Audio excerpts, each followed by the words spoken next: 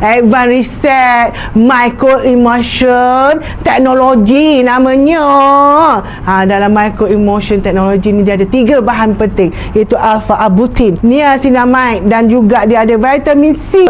Dalam alpha-arbutin ni dia mengawal melanin. Melanin ni yang ada dalam kulit wajah kita ni, bawah kulit ni, yang membiakkan jeragat tu. Bila ada alpha-arbutin ni, dia mengurangkan pembiakan jeragat dalam muka kita. Nak bagi tahu kat korang ni. Lagi satu, niacinamide ni dia mengecilkan puri-puri. Dan vitamin C pula mencerahkan kulit kita, memutih. Siapa yang ada jeragat ni dia mencerahkan lagi. Dia tak adalah hilang terus. Daripada warna hitam dia jadi light brown, daripada light brown dia jadi sama-sama je gitu.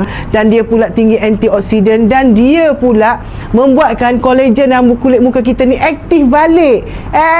Jadi bila kolagen aktif, muka kita ni jadi tegang. Bila antioksidan banyak dalam muka kita ni, kita jadi awet muda. Nak muda, cubalah Advanced Research ni. Lepas tu untuk orang yang sensitif, kulit yang sensitif, kita ada beberapa herba. Salah satunya ialah pegaga. Pegaga ni tugas dia untuk lembapkan kulit kita. Semua ada dalam ni. Ada dalam Advanced Research ni.